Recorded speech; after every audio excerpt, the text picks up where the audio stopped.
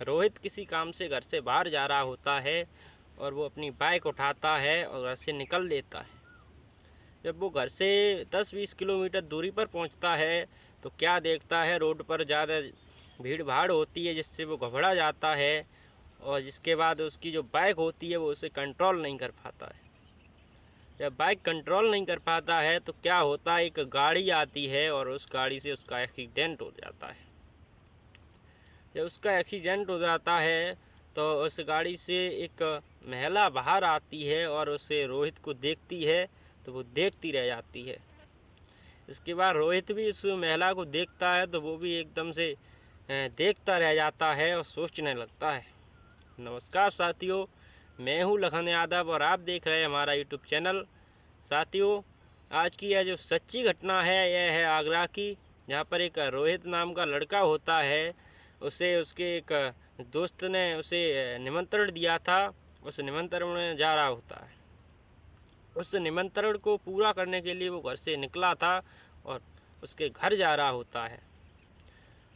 रोहित घर से बाइक लेता है और बाइक लेकर घर से निकल देता है और जब घर से वो 10 से 20 किलोमीटर दूरी पर पहुंचता है तो क्या देखता है, रोड पर भीड़ भाड़ होती है जिसे देखकर वो घबरा जाता है। जब वो घबरा जाता है तो जो बाइक होती है वो उस पर कंट्रोल नहीं होती है और थोड़े ही आगे बढ़ के उसकी जो बाइक होती है एक गाड़ी से एक्सीडेंट हो जाता है और जिसके बाद रोहित रोड पर गिर जाता और बेहोश हो जाता है। रोहित बेहोश हो जाता है तो उस जो गाड़ी होती है उसमें एक ड्राइवर होता है और एक महिला होती है।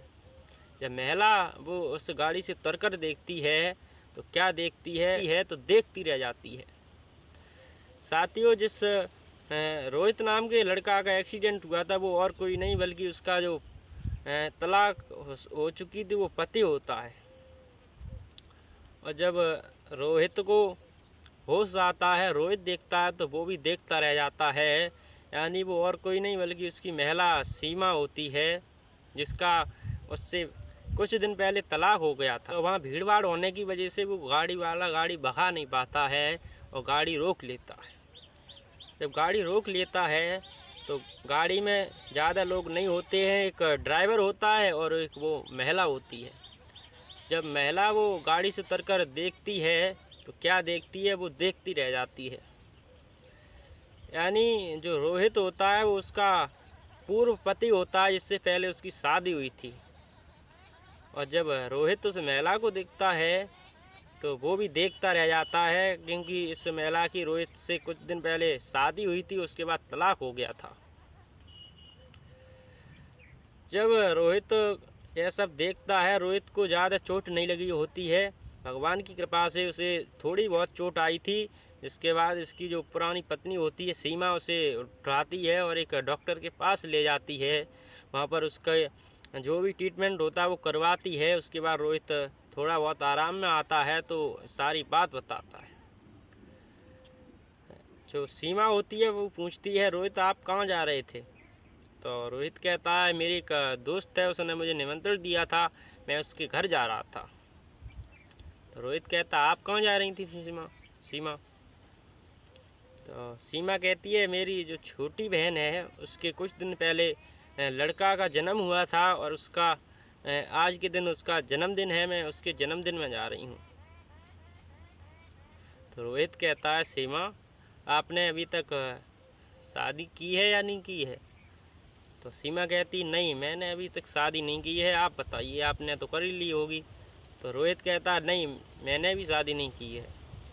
तो काफ़ी देर तक इनकी जो पारिवारिक बातचीत होती है वो होती रहती है। सीमा पूछती रहती है कि हमारे जो माता पिता थे उनके क्या हालात हैं, क्या घर वाले कैसे, क्या हो रहा है घर पर।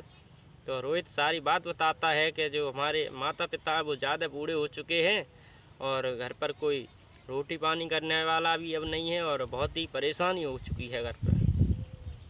तो सीमा को जब यह बात पता चलती है तो वो बहुत ही इमोशनल हो जाती है, वो भी सोचने लगती है। तो रोहित की इसी तरह से सीमा से बात होती रहती है और सीमा पूछती है, अब तो आपको कोई परेशानी तो नहीं है, कोई दिक्कत तो नहीं है, ज़्यादा चोट तो नहीं आई है? तो रोहित कहता है, नहीं आपकी कृपा है, भगवान की कृपा है, इसलिए मैं आज बच गया, मुझे ज़्यादा चोट नहीं लगी है। तो सीमा कहती है कि अब मैं निमंत्रण में जा रही हूँ, मेरी जो बहन है उसके बेटे का जन्मदिन है, मैं वहाँ जा रही हूँ, थोड़ी लेट हो रही हूँ। आप अगर कहो तो मैं जल्दी जाने की कोशिश कर रही हूँ वहाँ। तो रोहित कहता हाँ आप जाइए, निश्चिंत जाइए, लेकिन आपसे कुछ मुझे बात करनी है, आप अपना नंबर हो तो नंबर दे दीजिए।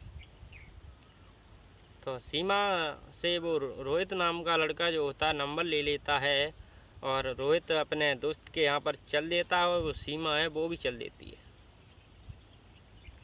दोनों चले जाते हैं, दोनों अपना जो निमंत्रण होता है उसे पूरा करते हैं। और वहाँ से लौटने के बाद रोहित फ़ोन करता है सीमा के पास, तो सीमा वापस उसी जगह पर मिलती जहाँ पर दोनों का एक्सीडेंट हुआ था। तो वहाँ मिलते हैं तो काफ़ी देर बात होती रहती है, बहुत सारी बातें होती हैं, पारिवारिक बातें होती रहती हैं। उसके बाद जो सीमा है तो कहती है रोहित अगर आप चाहो तो मेरी इच्छा है आपके घर वापस आने की, मैं इच्छा कर रही हूँ। तो रोहित कहता है हाँ आपके लिए पहले भी दरबार खुला था और अब भी खुला है, लेकिन मुझे अपने माता पिता से पूछ लेना चाहिए और आपको भी यह बात पूछ लेनी चाहिए कि मैं अपने घर पर आपको बुलाऊं या नहीं बुलाऊं। सीमा कहती हाँ आपके पास नंबर है और आप निश्चिंत होकर घर पर जाइए और अपने माता पिता से ये बात पूछिए कि मैं अगर घर पे आऊँगी तो वो उनसे फिर से स्वीकार करेंगे या नहीं करेंगे। तो रोहित कहता है आप अभी जाइए घर पर और मैं भी जा रहा हूँ, मैं अपने माता पिता से इसकी सहमति लेंगे, उसके बाद आपके मैं पास फ़ोन करेंगे, जो भी बात होगी आपको बताएंगे। रोहित वहाँ से चल देता है, घर पर पहुँचता है। जब घर पे पहुँचता है तो अपने माता पिता को सारी बात बताता है कि इस तरह से जो सीमा है वो मुझे रास्ते में मिली थी और हमारा जो ये आप चोट लगी हुई देख रहे हैं वो उसी की गाड़ी से हुई थी। बाद मुझे पता चला इस गाड़ी में सीमा है और उसने मुझे दवा दिलवाई, उसके बाद सारी जानकारी मुझे यह मिली है। तो जो माता पिता होते हैं उनको सारी बात बताता है तो वो समझ जाते हैं और वो भी सोचते हैं कि मेरे भी घर पर कोई, अब हम दोनों पे वृद्धावस्था है और घर पर कोई रोटी बनाने वाला भी नहीं है, तो वो भी चाहते थे, उनको भी एक बहू की ज़रूरत थी। तो वो रोहित को इजाज़त दे देते हैं। तो रोहित खुशी से फ़ोन करता है और सीमा से कहता है सीमा मेरे जो माता पिता हैं उन्होंने हाँ कर दिया है, लेकिन आप अपने बताइए, अपने घर पे कुछ बताया था, उन्होंने कुछ कहा है क्या नहीं। तो सीमा भी कहती है हाँ मेरे भी घर वाले अब राजी हैं और खुश हैं, वो भी कह रही थी यही बात। दोनों की आपसी में बात हो जाती है। उसके बाद थोड़ी दिन बाद हंसी खुशी के साथ दोनों की फिर से एक दूसरे से सलाह हो जाती है। उस जो लड़की के घर वाले होते हैं वो उसके घर पर भेज देते हैं और दोनों चैन से उस घर में रहने लगते हैं।